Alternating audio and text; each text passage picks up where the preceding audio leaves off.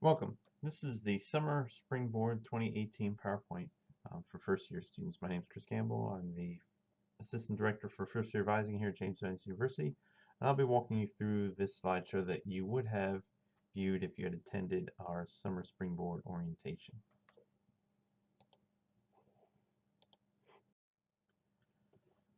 We'll be discussing these 6 areas here. On the right, your role, your advisor's role. Talk about some things to consider prior to enrolling for fall of 2018. Talk about general education, your major degree, and also your schedule. So your role as a student.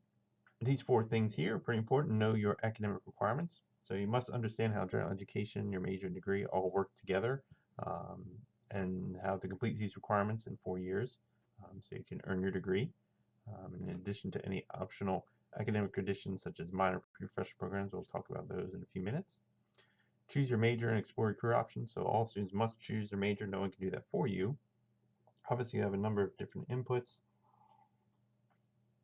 during your time here at JMU, but ultimately that choice is yours. And then once you've made that choice, explore career options. And career and academic planning is a great resource for students to learn more about what they can do with their degree after they leave JMU. Number 3, know your academic advisor.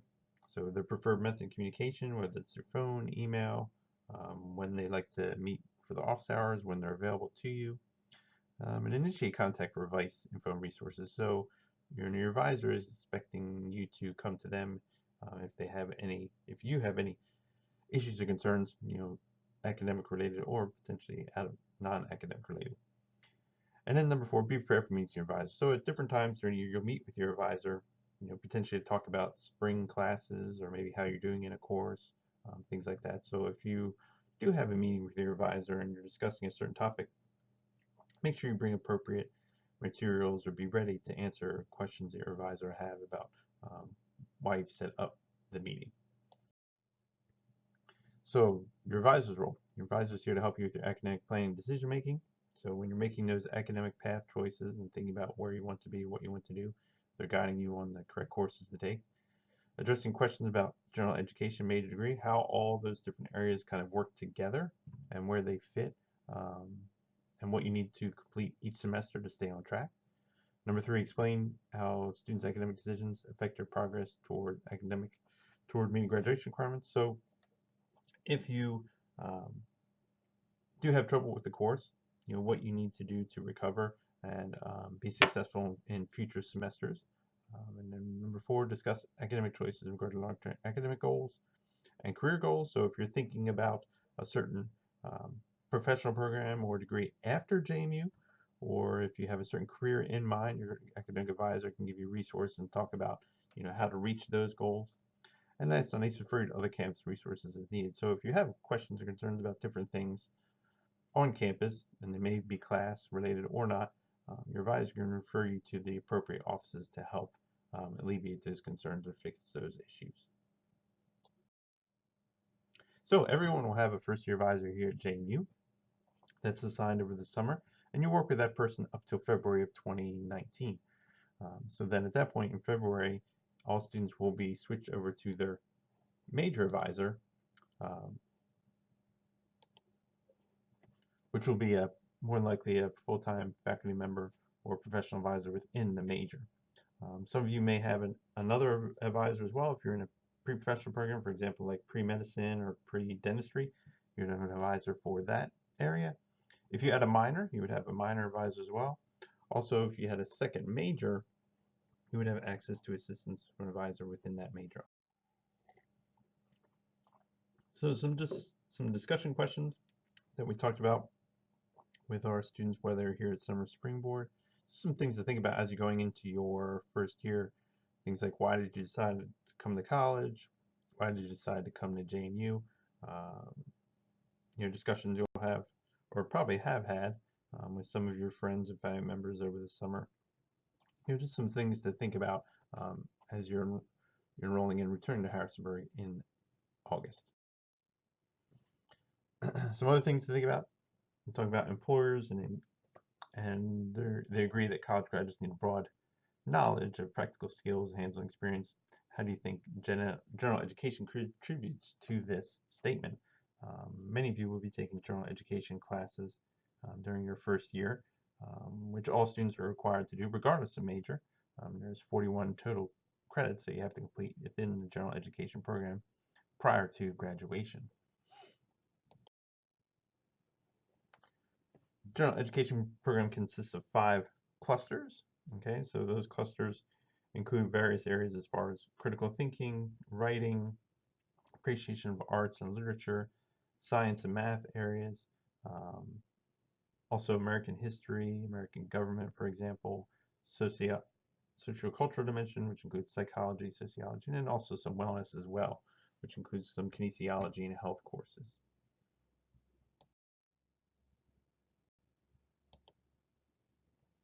So like I said before, the clusters are broken down into 5 different areas. You have the cluster 1, skills for 21st century.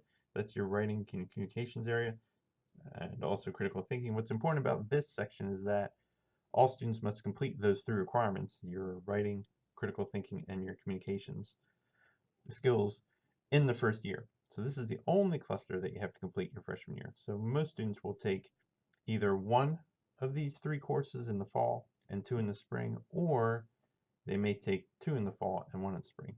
Now, many times students will have already completed or potentially have AP credit, for example, the writing class or first year writing class, which is WRTC 103. If you do have dual enrollment or AP credit for that, you will not have to take that class. That class will obviously be completed.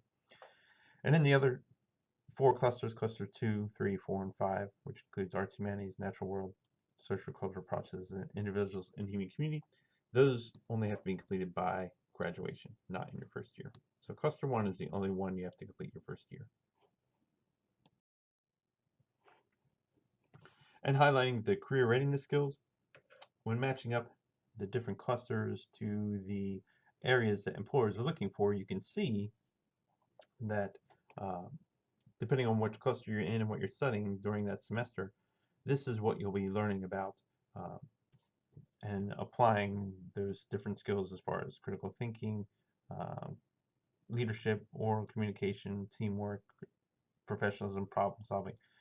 You'll be picking up all of these skills in various ways in these general education courses during your first year and second year, and potentially even your third or fourth, depending on how quickly you finish the gen ed requirements. Now on to your major and degree. This is a list of the majors here at JMU that we offer, broken down by Bachelor of Arts, Bachelor of Business Administration, Bachelor of Fine Arts, BIS, Bachelor of Individualized Study, Bachelor of Music, Bachelor of Science, and then the last 2 on the column there on the right, Bachelor of Science Nursing and Bachelor of Social Work. So depending on what major you choose, this list corresponds to the major to the degree that you will earn.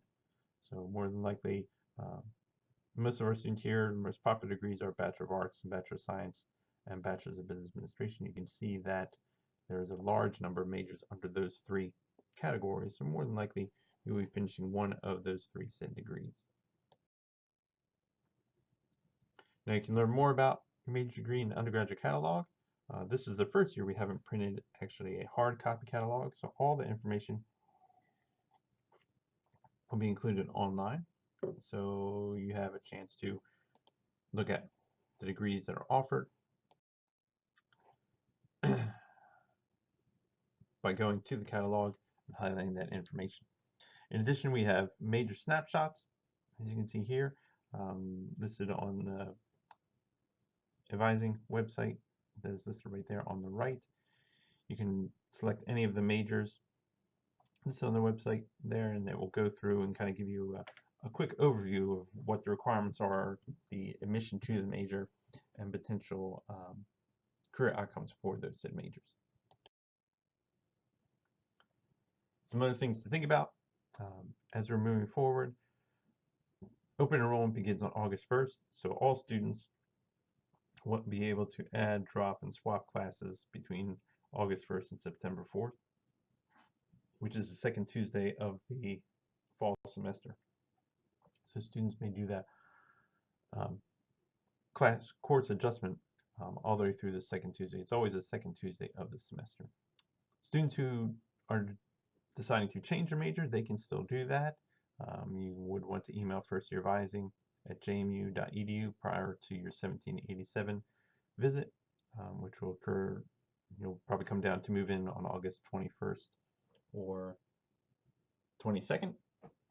What will happen is, if you want to change your major, you can certainly email us at firstyearadvising@jmu.edu prior to 1787, or on August 23rd, when you meet with your first year advisor for your advising session at 1787, you can change it at that point as well. Students are able to declare minors and second majors when the semester begins on August 27th. And please remember to check your JMU Duke's email daily, because it's official communication between you and your advisor and the rest of the university.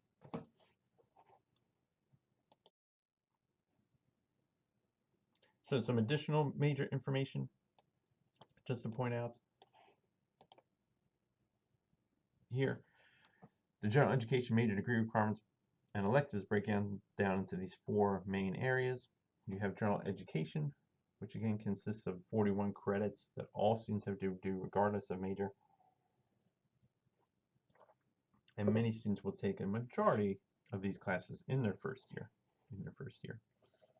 So then the larger piece of the pie you can see there is your major. So depending on your major, this piece of the pie will be larger or smaller depending on what major you choose. Some majors consist of anywhere from about 11 to 13 classes. Some are a little bit higher. It could be as high as 22, 23, 24 different classes required for the major. So depending on what area you're studying, this piece of the pie will be larger or smaller compared to your classmates who are in other majors. Then you have your degree. A few minutes ago we just looked at the degrees at JMU, for example, Bachelor of Arts, Bachelor of Science, Bachelor of Business Administration. For each of those degrees, there are certain classes you have to take that makes a BA different from a BS. For example, a Bachelor of Arts requires foreign language and philosophy, and a Bachelor of Science requires extra math and science or social science. So that's what makes the two degrees different. And then last but not least, you have electives, that red area. And this area will be larger or smaller depending on the size of the major that you choose. So if you have a fairly large major, the red section of the electives will be much smaller. If you have a fairly small major, that elective or red section of the pie will grow and be larger. So usually what falls into electives, and we define electives as any course that you're taking that does not count for gen ed, your major, or your degree. That is an elective. Also, what fits in this red piece of the puzzle are minors. So if you choose to do a minor, that will take up space in that area. If you choose a pre-professional program, like I said before, pre-med, pre-vet, pre-dentistry, for example, that would also fit into that. So FERPA, just go over this, make sure you understand. It's the Family Educational Right and Privacy Act, 1974. The university adheres to this. This actual institution intends to fully comply as designated to protect privacy and educational records. So under FERPA, students have certain rights with respect to their educational records. So what that means is that as a student at James Madison University, only you have access to your educational records unless you authorize someone else to do that. So if your family members call and ask for your grades or how you're doing in a certain class, JMU cannot release that information to them without your permission. Okay, so we like to encourage students to be open and honest with their family members about how they're doing in college, to discuss that with them.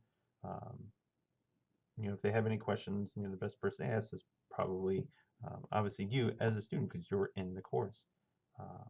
But family members are not able to access grades or other information about how their student is doing at JMU based on FERPA. So any additional questions you might have, please contact your academic advisor. They will be listed in your Student Center and My Madison.